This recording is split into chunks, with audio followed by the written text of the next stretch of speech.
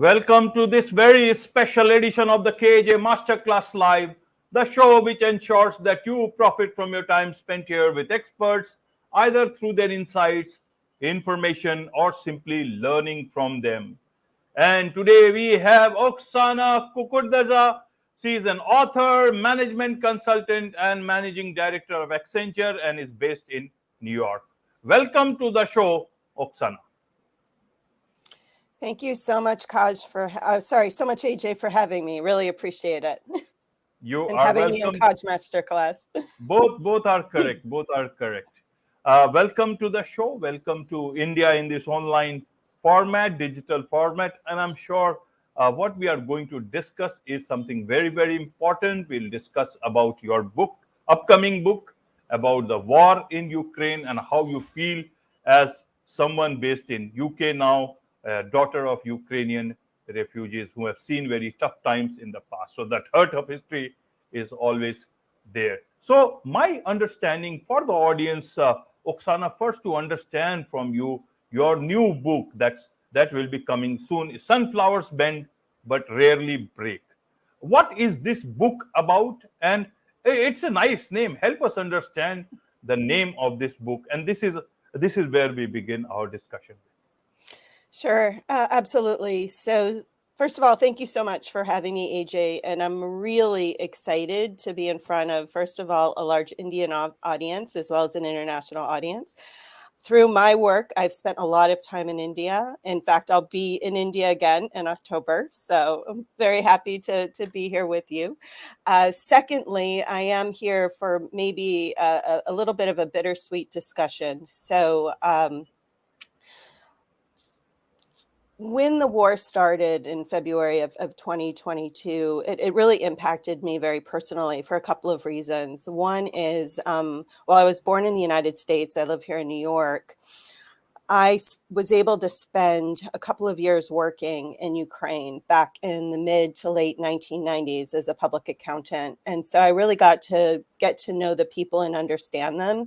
And then secondly, I have roots there. So I have cousins there and family there. And my parents came from the western part of Ukraine that was a part of Poland at the time in the 1920s when they were born. And when these events and current events were happening in terms of the invasion, the occupation, seeing, filtration camps happening in occupied Ukraine, seeing some of the, destruction that was happening in places like Mariupol and some of the, things that were happening in Bucha with the atrocities and kidnapped children. And it just reminded me so much of the parallelisms of what happened in World War II, and specifically with my parents, whom back in 1941, when Hitler invaded, the Nazis were offering these visas and no one had food, no one had work. And my parents were duped through propaganda to go to Nazi Germany to work. And the minute that they arrived, they were offered these 6-month visas, but then their papers were taken away and they were put into these internment slave camps and they were forced to work against their will throughout the course of the war, and they couldn't leave, and they had armed guards around them. And then after the war, they were very lucky to be liberated by the United States Army, but then they ended up for years stuck in these displaced person camps in Germany until they could finally make their way to the United States and were offered refugee status. And finally, their children were able to become citizens, and many of us were born in this country. And so it just made me realize that my parents have this really important story to tell, because they face so many of the same things that are happening in Ukraine today. They face bombs. There were stolen and kidnapped children that the Nazis did. The Nazis killed so many people in these slave camps. There were 12 million Eastern Europeans forcibly taken to Germany or duped to come to Germany. Over 2 million of them were Ukrainians. And yet here we are, right? It's 80 years later, and we're seeing the same events happening over and over again, and history's repeating itself. And I really just felt it was important for me to start writing this down and to write the story of my parents under the context of the current events in Ukraine, because it's really impacting me very much personally. And I'm trying to find ways to help, and to kind of shine a light on the current events in Ukraine and how we as global citizens, we said after World War II, when we set up the United Nations, that enough is enough. We wouldn't allow for these kinds of genocidal acts. And here we are doing it, yet again as a global society. And so I'm writing this book. I'm publicizing the book before it is even published, because I really want to get the word out there, because I think we need to continue to do what we can to support Ukraine, and we need to help Ukraine win this war, because I believe the only way for them to be truly a free and independent country, and for us not to see this kind of genocide, is to beat Russia and to replace Putin somehow. And the words of the book itself, in terms of sunflowers bend but rarely break. Sunflowers are the national flower of Ukraine, but even more important, sunflowers themselves bend as they reach for the sun, even in the darkest days. And I feel like that's what Ukraine and Ukrainians are currently faced with. They're sunflowers. They're in really dark days right now. And I truly do believe in my heart that one day they will be free, and they'll be able to again reach for the sun, and be tall, and be proud of themselves, and that one day they won't be refugees again, and they'll be able to go home, because there used to be 50 million of them when I lived there in 1996, and now there are barely 30 million left in the country. Either they're dead or they're refugees around the world like my parents were. And that's why I'm writing this story. Absolutely, absolutely. Everyone has a story, and all stories need to be told. And it needs to be told from the perspective of everyone involved into any story. So your story is Sure. very important. Your parents' story is very important of what they went through during the Second World War. You have had the chance to come to US, and today you are in a position. Do you sometimes feel that you are in such a comfortable position today in terms of your present role? Do you sometimes feel that your parents had to go through, and you feel that I wish I could turn the clock back and be there with whatever resources I have today? I do. When I think about what my parents went through, and for me, right, and for the rest of my siblings, and my lifestyle now, it is it is like night and day. I mean, I have a wonderful life here in New York City. I have access to resources. I work for an amazing company, Accenture, that's a global company. I'm a senior leader there as a managing director, and I even, have resources myself. And I can't turn back the clock. I wish I could, go back to World War II and try to make more of a difference for them and their other, friends, and the other 12 million people that were stuck in these labor camps during World War II. I know I can't turn back that clock, but I know what I can do is I can try to do more to help the people today that are refugees, to help the country that is fighting for its literary existence.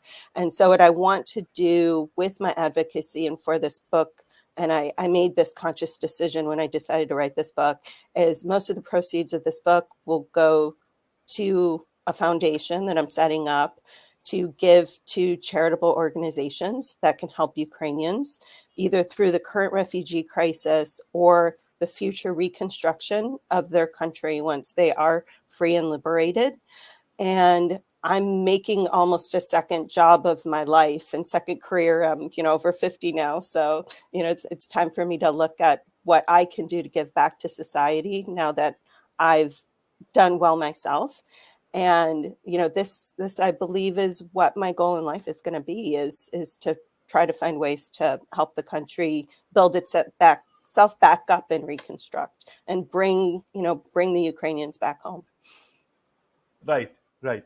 Tell us a bit more about, because you said you can't be, obviously nobody can turn back the clock, but we can certainly do what the clock moves towards in the future. So to understand about the book, help us understand a bit more about the book. How have you linked the present day war or conflict in Europe related to Ukraine and the war that happened so many years back? And what Mhm. is it that you want to speak through that? What is the lesson that we can Yes. draw from that? How did you manage to build that story within the story of your of your parents, and obviously yours? You were the future for them. Sure. So there are a few ways my parents' personal experience in history foreshadow what is happening today. So my parents both grew up in the part of Ukraine, Western Ukraine, that was under Poland. It was part of the Republic of Poland when they were born in the 20s. In 1939, Hitler and Stalin partitioned Poland, basically starting World War II. So Hitler came from the West, and if you remember history, Stalin came from the East and took over the eastern part of Poland, which is currently the western part of Poland, where both of my parents lived. In 1940, my mother had an older brother, Mykhaylo, whom she was incredibly close to. And in 1940, the Red Army, a platoon of Red Army, came to their village and forcibly conscripted him into the Soviet Red Army. And afterwards, she never heard from him again. I suspect that he may have been killed perhaps at the border of Finland trying to defend the Soviets from, or potentially aggressively defend the Soviets from the Finns, who were allied with the Nazis at the time. This is very similar to what you're hearing happening in Russia today, where most of the Russians who are being, well, quote unquote Russians who are being forcibly conscripted to fight in Ukraine are from the Russian minorities. So they're not actually Russian, they're from minorities. And this is something that Russians in history have been known to do, as well as are doing today with the war in Ukraine. And they're being used as cannon fodder the same way that my uncle was used as cannon fodder in the early 1940s. So that's one way that I draw a parallel with history and what's happening today. The second are the internment camps or slave camps that the Nazis created and were all over Germany and occupied Germany, and the 12 million people that were taken. In Ukraine today, in the occupied territories, Ukrainians are being taken and put into filtration camps, and they're being questioned for their loyalty. And if they're considered not being loyal, then they're ending up in the far east of Russia or somewhere in Russia in camps, potentially even labor camps. We don't really know what's happening to them, and we don't know the exact numbers because the war is still happening. So that's another way that I show the linkage with World War II to today's events. My mother in her slave camps talks about bombs hitting all around her, hit a bomb factory near her. She was in an agricultural camp. It hit her barrack one night. She luckily had this ability to kind of have premonitions of bad things happening. And so she was able to leave the barracks and even help some other women escape before their barracks was destroyed. So I draw parallelisms to what's happening with Ukraine today, where Russians are trying, actively trying to kill civilians through bombs. And this was something that the Allies did to the Germans. It was something that the Germans did to the Allies during World War II. So this is another parallelism about how we continue to attack civilians in war situations because we want to try to soften them up to, to get them to, to be against the war. And that's another parallelism that I draw from my parents' experience in the book. The next one is the Nazis stole children and stole, fair hair, Aryan-looking children to try to make them Nazis. That's something that the Russians are doing in spades. Thousands and thousands of Ukrainian children are being kidnapped and placed with Russian families and taught that they're now Russian and being adopted. Lastly, there's a huge refugee crisis in Germany, in Europe after World War II. And there were a lot of displaced Ukrainians as well as other Slavs and Eastern Europeans after the war. And there are currently 6 million displaced Ukrainians in Europe and other parts of the world who are trying to either find a way to earn a living or to find a way to go back home. Very similar experience to my parents, because my parents didn't want to go back to their home after World War II because they were deathly afraid of Soviets. I mean, my mother's experience with her uncle was an example. And so they were waiting for a different government, a more democratic government in Ukraine before they went home. So those are examples of the parallelisms that I draw from what occurred in World War II and how we as a society have not seem to learn our lesson. And we continue to let ourselves get trapped in repeating history. And even though we created this wonderful organization called the United Nations, the United Nations seems to be paralyzed to be able to stop these aggressor nations from invading smaller countries and then using the nuclear weapon as blackmail to be able to be an aggressor. And I just believe it should be the end of colonialism in the world. And I don't know why we're continuing to let this colonial power called the Russian Federation do what they do to their smaller neighbors like Ukraine and Georgia. And I just ask, anyone and everyone who has either been a colonial power and learned its lesson or, had those terrible experiences of being subjected to a colonial power, to support Ukraine, because there are many countries around the world that are like Ukraine and suffering the way Ukraine is. And we as a global society need to do more. We need to band together more, and we need to stop this from happening again. Absolutely, absolutely.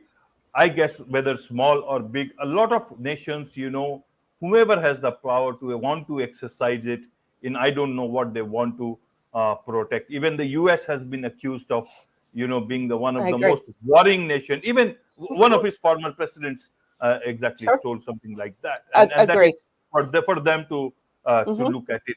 From an Indian point of view, where I am in right now, is that by the way, I was against the Iraq War the minute that we invaded. I just want to put that on record, because I don't believe we are still trying to find the weapons of mass destruction. Correct. Right. So let's look at it from an Indian perspective. It's a very known thing that we have great feelings about the USSR, and that includes Ukraine also. We never could different. Now the world has changed, different, but not much has changed, leaving the foreign affairs and the politics apart. But that's a very different, deep sense of love for that part of the world, especially, USSR and everything associated with it. Yes. For an Indian who is far away, how do we understand this difference now that Ukraine is all the world has changed? USSR is no more. Russia is a separate country. Ukraine is a separate country. How do we look at Ukraine as a separate entity from Russia? We know they are two different in terms of, because you talked about, Ukrainian history and national identity.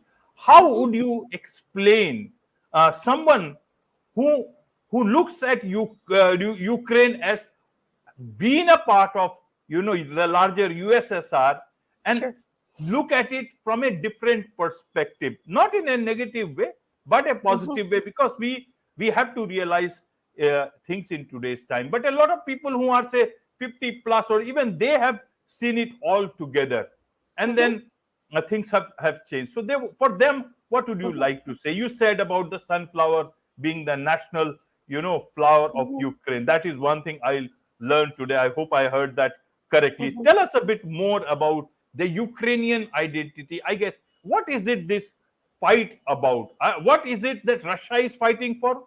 What is it that Ukraine is fighting for? And obviously, they are fighting to protect themselves. But what is it that people are fighting for? Is there some money involved, some material involved? Is it about more about control? How does a person like me understand it from this part of this world? Okay, so you're asking a very complex question because there are definitely a lot of components to it. First of all, AJ, I consider myself a student of history. I'm not a historian by trade, but I do read a lot. So I do know historically that India has had extremely good relations Our with emotions the are former, divided. yes, Our yes, emotions about with the emotions. How do for you divide yes. emotions between two parts of your heart?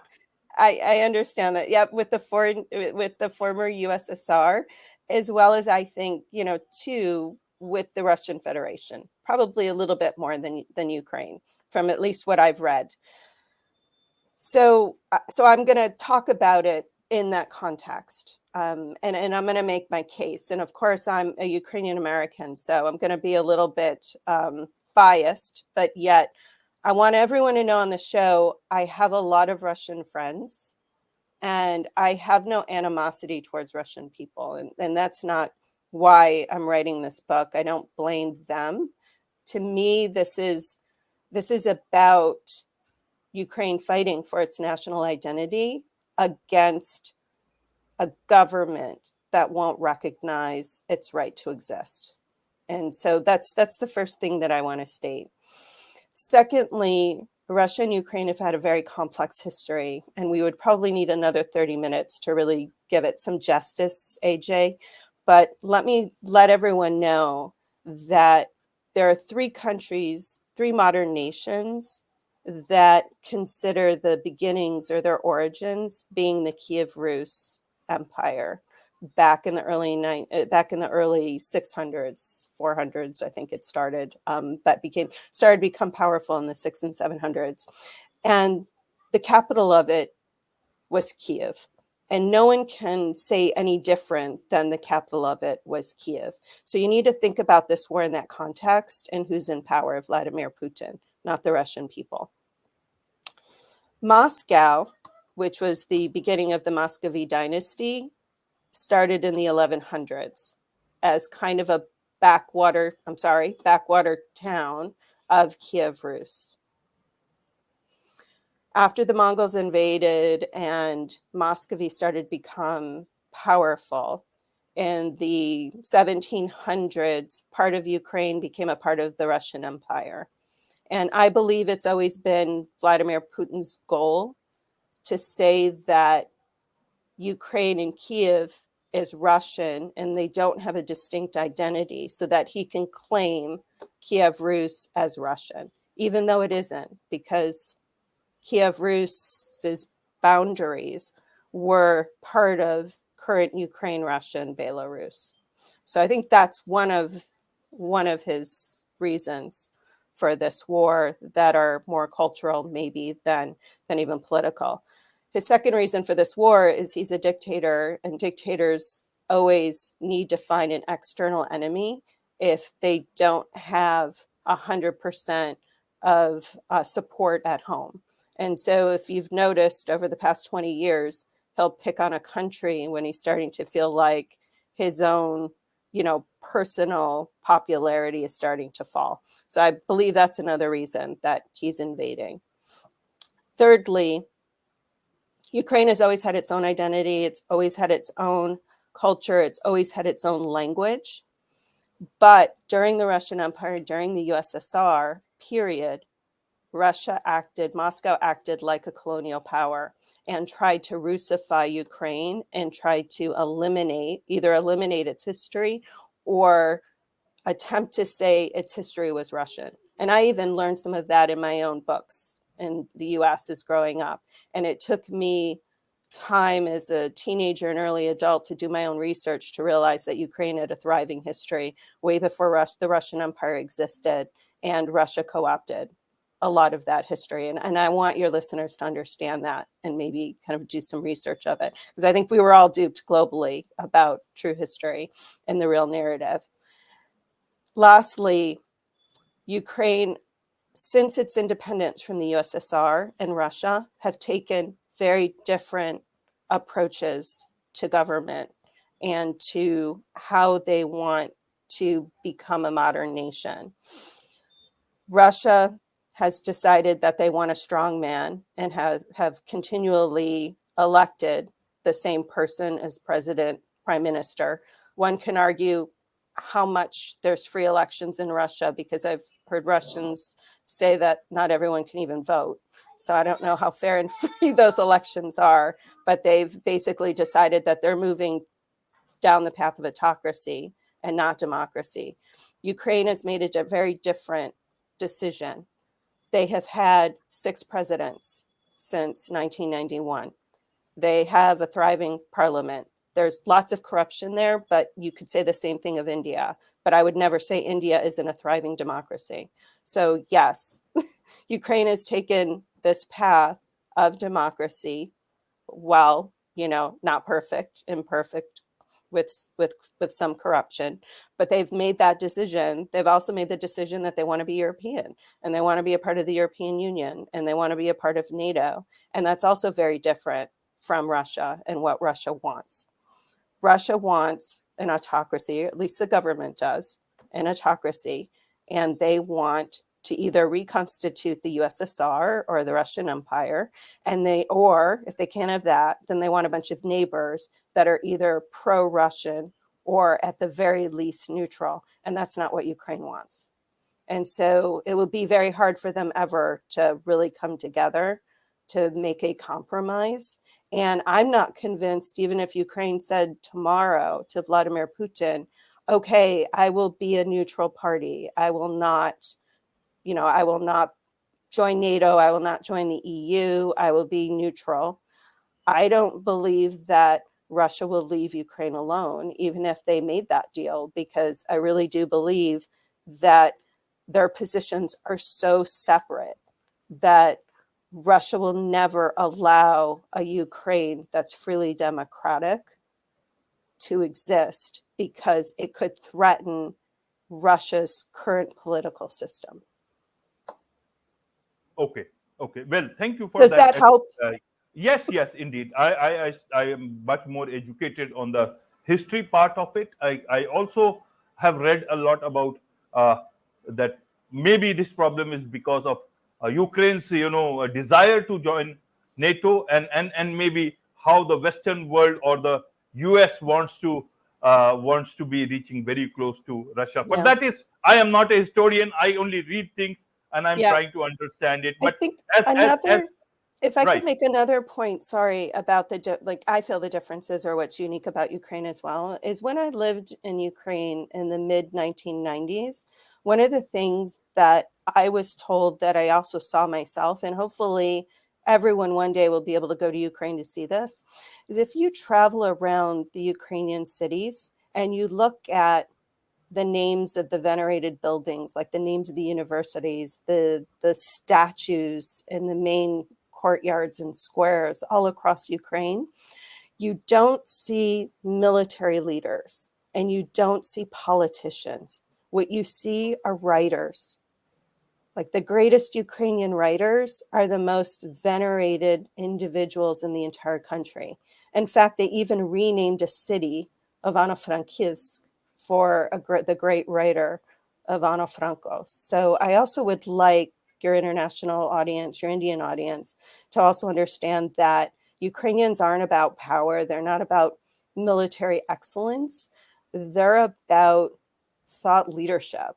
They're about creativity and writing.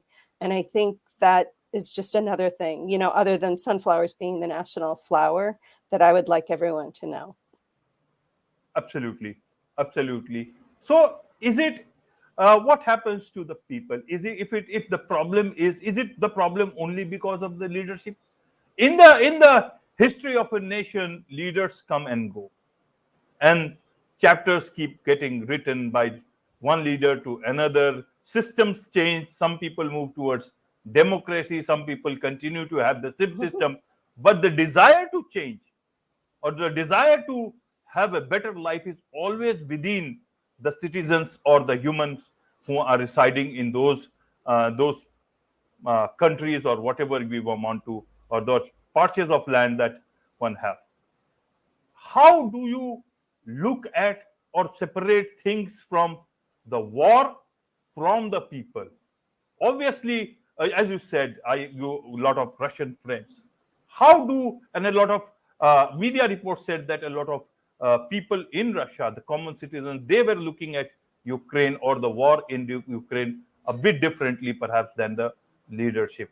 How does then, that this part will be over today, tomorrow, 5 years later, and then the people will be, talking to one another. How do you think this will come up in future? Is it will be opening new wounds, or will it heal some of the old wounds?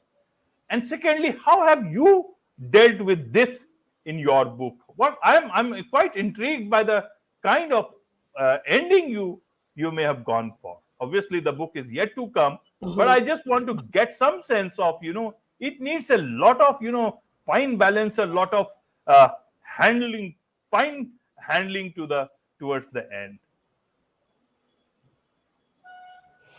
Well, I think it's really hard to say since the war is still ongoing.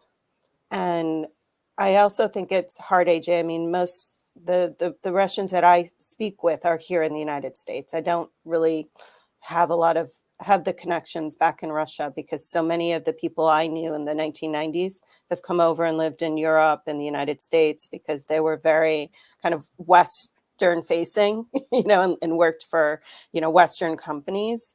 So I can't speak to maybe what is in their head or what's going on. And I mean, from what I read, there wasn't a lot of excitement for this war when it first happened. I think with the propaganda that's happened and, kind of what's currently on the news, and propaganda is everywhere, right? So I don't want to say that it's unique to Russia, but I think what they're seeing on their televisions are probably making them more anti-Ukrainian than they were at the start of the war. And I think for Ukrainians, they're definitely becoming anti-Russian. And I'm really fearful of what the future relationships will be between those countries, as well as between those people, because they've also had a lot of intermarriage that's happened during the time that it was the Soviet Union, the USSR. And so it could actually wrench families from each other.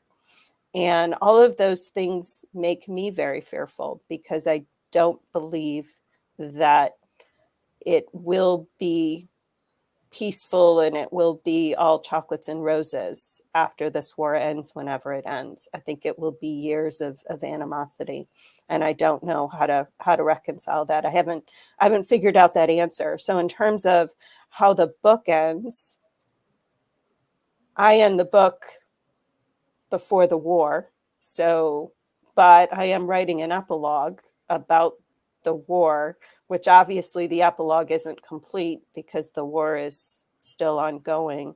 And I don't have an answer other than I hope that one day Ukrainians and Russians will be able to reconcile to each other, and especially those families.